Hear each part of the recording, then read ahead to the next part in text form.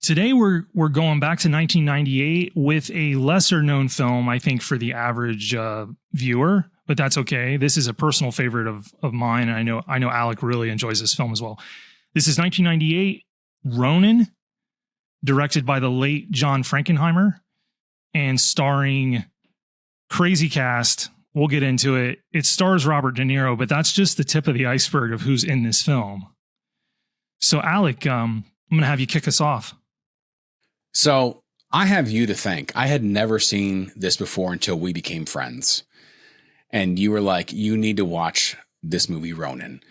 And I'm going to tell you right now, we had talked a little bit about movies that were a little bit more of a mature film, not so much of like what they're talking about or, you know, what's happening in it, but more of to appreciate it. And this is Ronin's definitely one of those.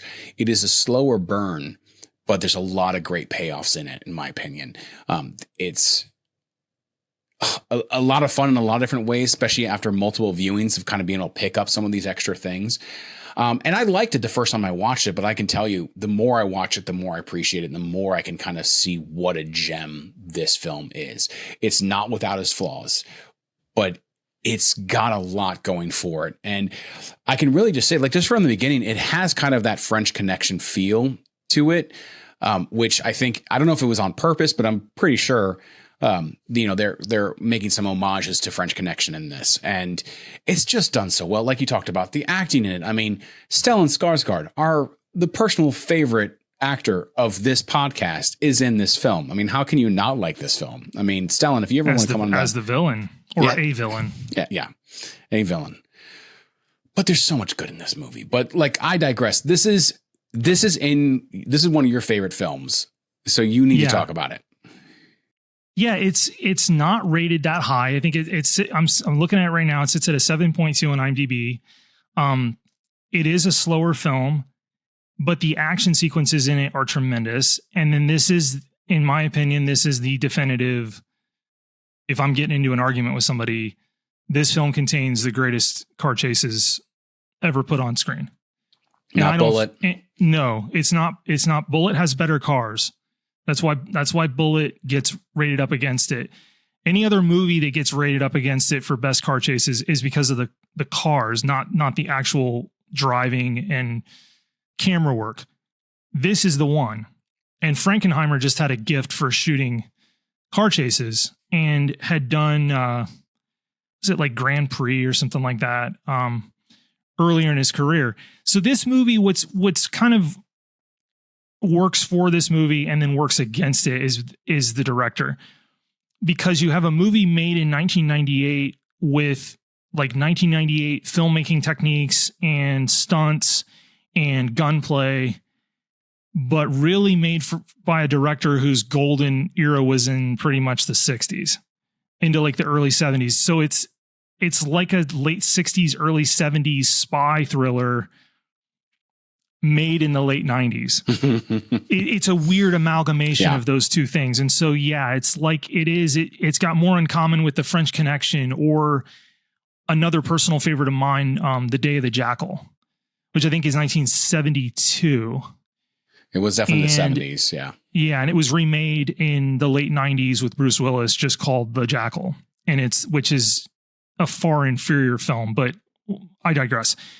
Ronin, in a lot of ways, if you watch something like the first Bourne Identity film with Matt Damon, not the Greengrass directed one, Doug Liman directed. Doug Liman. Yeah. And that movie feels a lot like Ronin does, even down to some of the like filming locations.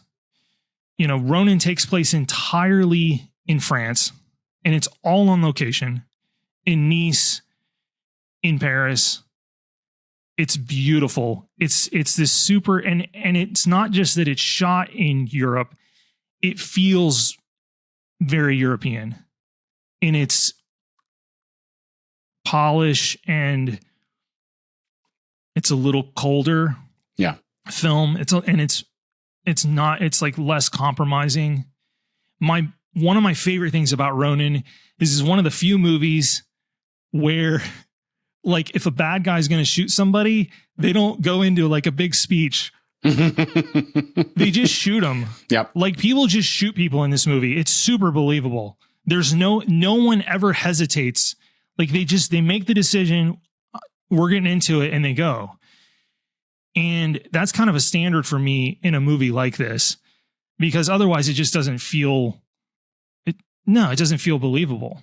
I'm gonna stop you. So fun fact, because you brought up Bourne Identity, and I hadn't truly thought about like Bourne Identity is almost basically very similar to Ronin in the sense that it's different in the fact that it's made as a early 2000s, late 90s movie, has that aesthetic and has that feel, where this was made in the late 90s, but has that kind of 70s, 60s. And so like Ronin could have been, with a different director, could have been similar to Bourne Identity. There's also another connection is, so the man in the wheelchair that they talk about, which they never show or whatever.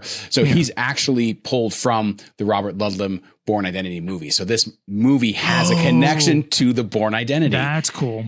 Yeah. So That's cool. I mean, it's kind of that same thing. So it's really interesting. And by the way, there is a connection with The Day of the Jackal with Ronin, because Michael Lonsdale that plays Jean-Pierre, that does all the Ronin models, the miniatures, he's the detective. That's right. In Day of the Jackal, he's LaBelle. Oh, I forgot about that. And I love to watch Ronin and use it as a fun.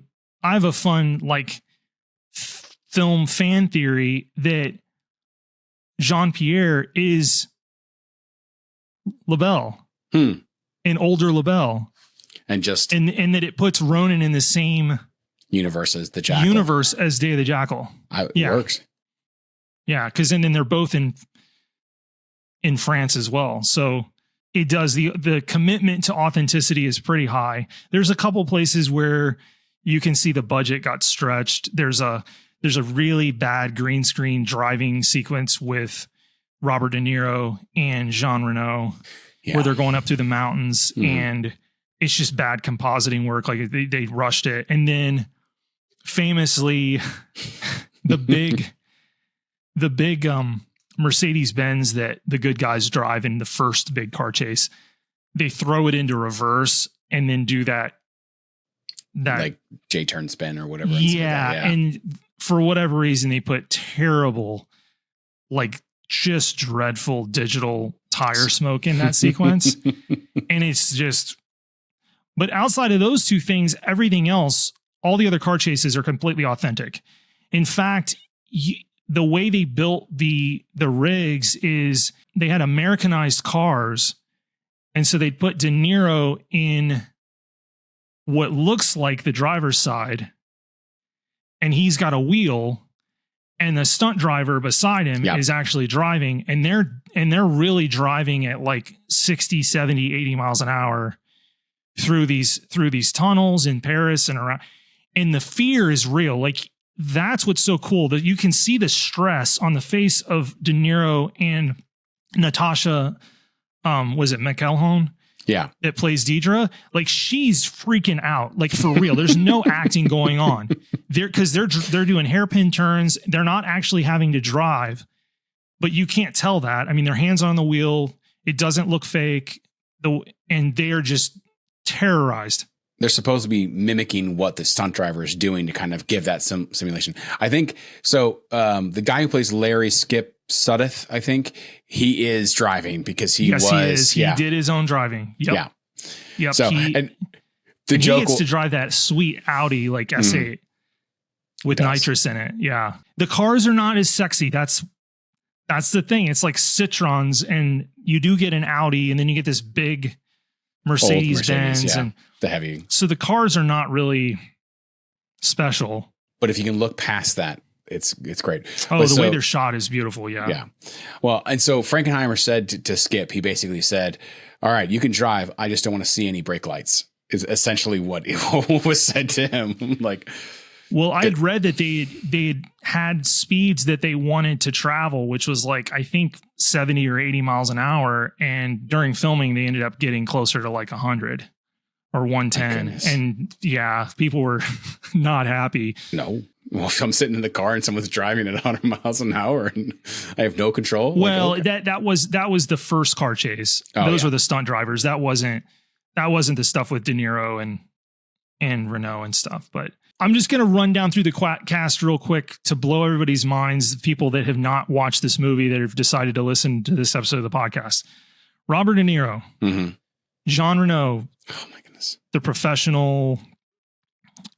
That's probably his best film. Natascha McElhone, she plays the love interest in The Truman Show. Stellan Skarsgard, Sean Bean, who doesn't die in this film. Congratulations, Sean Bean. But he has a hilarious character. He does. We'll get to that. We'll get to that. We'll get to that. Jonathan Pryce. Oh yeah. Who is the big baddie and does a nice job. And you talk about a character that doesn't hesitate to just freaking pull out a gun and go to town. You have the Olympic gold medal figure skating champion Katarina Witt playing a fictitious skater, but I mean she's a real skater. She doesn't last long in it. But yeah, so it's just thespian after thespian after thespian, and they're not, other than Sean Bean, everybody gets pretty adequate screen time. Bean's character is just a pretender, and his scene with De Niro is just one of the best in the entire movie. I mean, all his scenes with De Niro, like all the stuff of like when he asks him, he's like, "Have you ever killed anybody?" And he goes, "I hurt someone's feelings once." The banter between the two of them is great.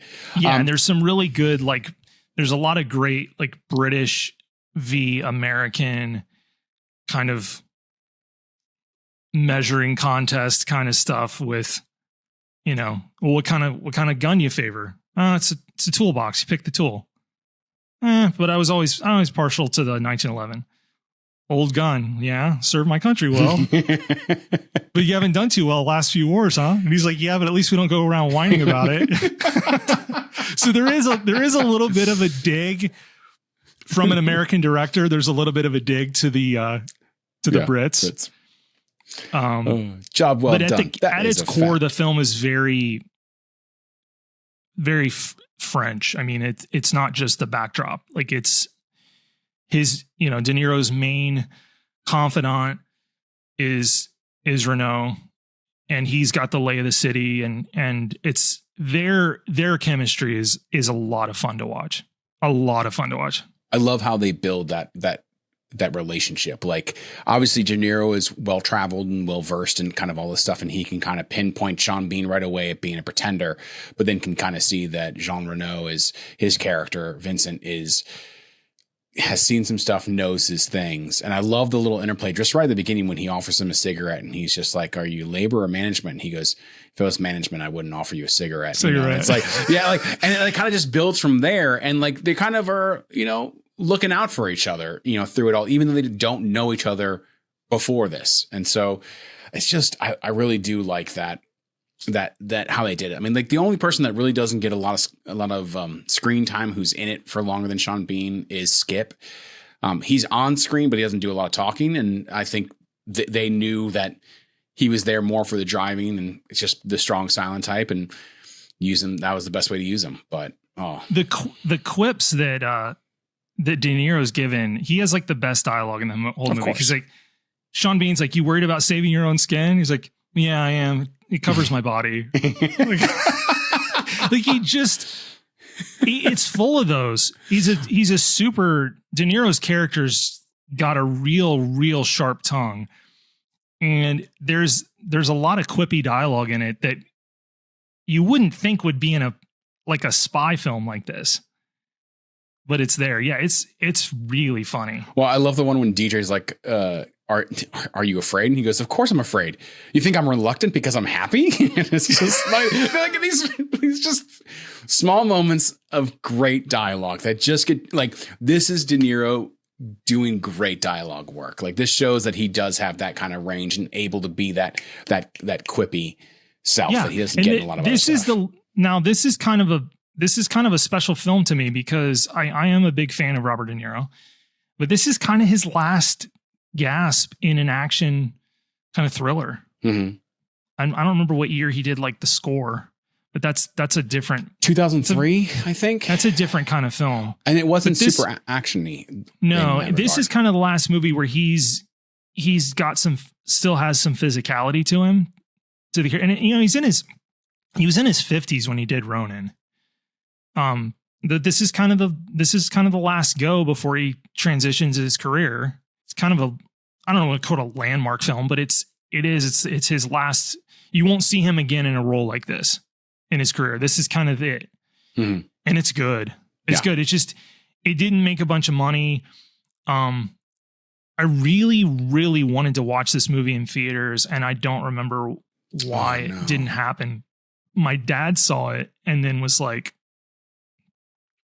I think we got it.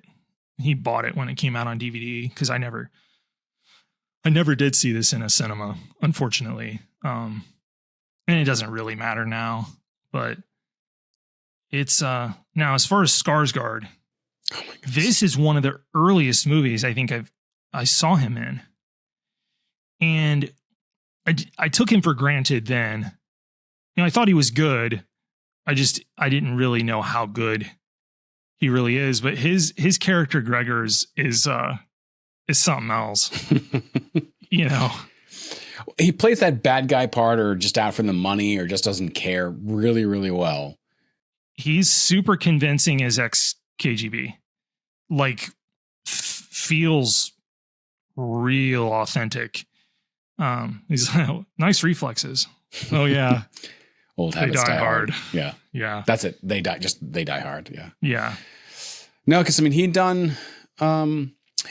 had done Good Will Hunting before this. That's right. And Amistad. That's right. But I didn't see Good Will Hunting till later. Yeah. So I saw this before I saw. Yeah. It's still really early on in his kind of American. He was technically in Hunt for Red October as Tupolev. That's right. Okay. So that would be the first, but I didn't. But it's such a small role, and he's under red light most of it, so you really don't get to kind of really see him or make that connection. He's a much younger man, too. Yeah. Well, I mean, it was 8 years earlier, so. Yeah. But yeah, so like, I mean, this is the first one that he's got actually kind of any real major, like, screen time, I would say.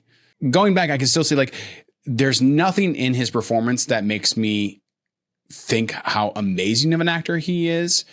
But going back from now, seeing him in so many other things and seeing his range and seeing him seeing those early tidbits of, oh yeah, I mean, this is the character he's playing, of like, he's not a one note actor. He's not just a one note character. Like he is adding something to this. He is doing a great performance. It's hard to kind of just tell from this one work of how great he really is. It didn't take until seeing him in so many other things. And so now, you know, watching it again, I was able to appreciate a lot more of his scenes and a lot more of his character and kind of what he's in. Cause I'm like, well, you're also in Andor, where you play an amazing character and are probably one of the best parts of that entire show, which is saying something. Now the screenplay on this is not amazing, but it's solid. And it is actually, there are two writers, JD Zeke, but then David Mamet actually co-wrote the screenplay, but he did it under a pseudonym of Richard Weiss. And David Mamet wrote stuff like Wag the Dog and let's see what else. House of Games, State and Maine, Glengarry Glen Ross. Yeah, I think his background, if I'm not mistaken, is in writing for the stage, and then he kind of transitioned. So that's where you get all that quippy dialogue for De Niro's character, especially, is from Mamet. He's kind of known for that. You would be hard pressed to find that many other screenwriters that can do that kind of dialogue. Yeah. I will say I really like that we never learn what the MacGuffin is, that it can be whatever it is. But that frustrates that viewers are about 50-50, and not that many people have seen this movie. Yeah, I know folks that despise this movie because of that very reason, that the MacGuffin is nothing more than, and it's like, well, that's what a MacGuffin is. Like, yeah, it could be anything. Like, if it's revealed, it totally loses that. It's an actual, like, more thorough plot device. So I always liked the conjecture of what could be in case that the IRA wants, that the Russians are buying from whatever this one something the Russians want, something that the IRA wants that French American intelligence doesn't want them to have. So it's like, is it a list? Is it data? I don't think it was nuclear. I'm sure it was some sort of data or something kind of probably lame, to be honest. It's way more interesting to not know what's in it. But it's kind of like that, your mind makes it, your imagination makes it worse than it actually is. And the moment you try to define it, it actually kind of takes all the scariness from it, because now it has something to it. It's like the Hitchcock kind of like showing all the violence off screen, is because your mind makes it so much worse than what it actually does. I do love the little subtle moments that kind of lend credence to De Niro's character being good at like CIA tradecraft, especially when him and Natasha like pretend to be like tourists. Oh, and they go into the hotel and she's all stiff and he's like, loosen up, sweetheart. You look good cleaned up. Yeah. And she's just like, yeah. And then he's like, what do they go off with to that random guy that he's like, and takes the pictures. He's like, will you take pictures of my wife? It's really like, easy. Let me take one with you with my wife. You with my wife. Yeah. It's great. Yeah, and she's really good in it. Natasha's great in that role. She's a really neat character, very conflicted character. Kind of reminds me a little bit of the gal in, like we were talked about when we discussed Indiana Jones and the Last Crusade, Elsa. Mm-hmm. Like just on the wrong side. You're kind of rooting for her, and I guess there is an alternate ending of Ronin where, it did not test well with audiences, where Sam and Vincent are at the coffee shop like they are in the ending, and it's got like Natasha trying to go meet them, and like a van pulls up with IRA and like puts a bag over her head and drives away. Yeah, they take her and she's gone. Oh, no. Yeah, it's brutal. It's brutal. Yeah, it did not test well. It was easier for them to shoot the scene where De Niro's just like, she wouldn't be coming back. No. Yeah. In my head canon, she's off somewhere. She's on vacation. Yeah, she made her get away for sure. Because he told her, I didn't come for the case. Yeah. I came for Seamus. Yeah. You came for your boss. Yep. I never got out. Oh. Yeah, I never left. Yeah, I love that. I never left. Yeah, I never left. It's great. Again, he has all those good lines. I theorize that Vincent never left. Oh, you think he's with French intelligence? I think he's still French intelligence. Yeah. Mm-hmm. That makes sense. He has a lot of connections. Granted, he could have those connections, but he also, I think that kind of, he always seems to be being taught by De Niro. Like maybe he's using that as a ruse to kind of bring De Niro in. Yeah. That makes sense. I can see that. Like I never thought of that. I think he always seemed to know more than they let on. By the way, if you rewatch this is totally random. There's a really funny moment where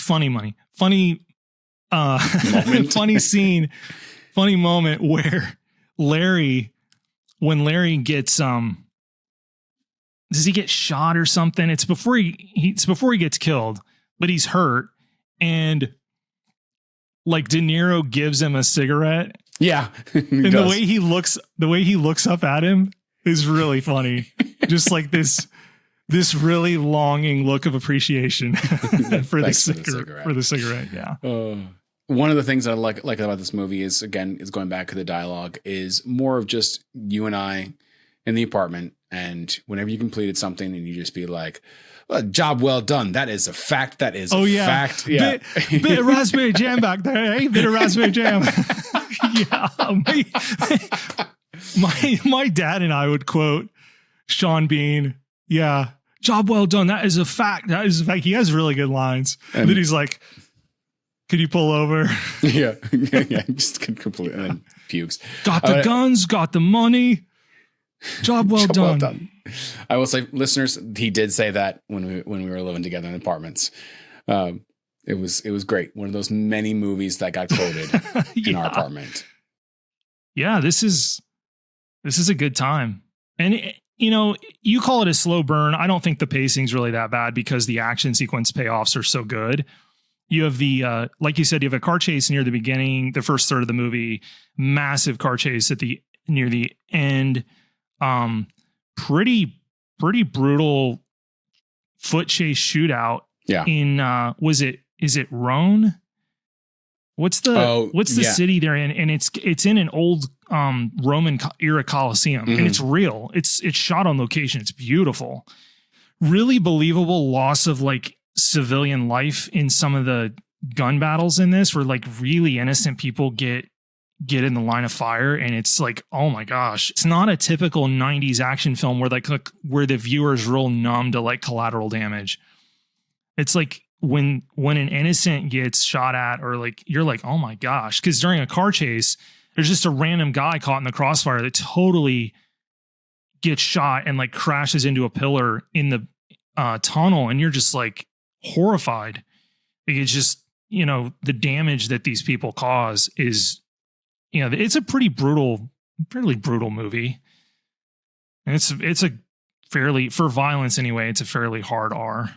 By the way, parting tidbit is of hilarity. There's a scene where De Niro's character pops out of the top of the car with a law rocket and fires into the back of another car down in front of him. And it's an amazing sequence. And the car blows and flips over on its hood and slides for hundreds of feet. Real car and a real stunt driver inside, and he had to push his own button to trigger the explosion and the flip. Holy cow. You talk about a guy with like cojones. Yeah. To do that. And he did survive, but it was insanely dangerous stunt. And I'm telling you, but the shot is incredible. And it's shot from far back, and it all happens in one continuous. You see the law rocket shot from behind, and then the next is it blowing up and flipping in the same shot. And I think it's shot from a helicopter. That's the commitment in the action in this film. And that's a perfect example of why I love it so much. Because it doesn't hide stuff in the edit. It's just there in camera. Well, any final thoughts that you want to add to one of your favorites? I think it's worth a watch. I mean, we've never treated this like a movie review, podcast. And that's not what this is. This is just us kind of revisiting some good stuff. I really appreciate Frankenheimer. He did fall off like quality wise rapidly. In fact, I would argue that this is like the last good movie he made. He did do, before he died, he died in 2002.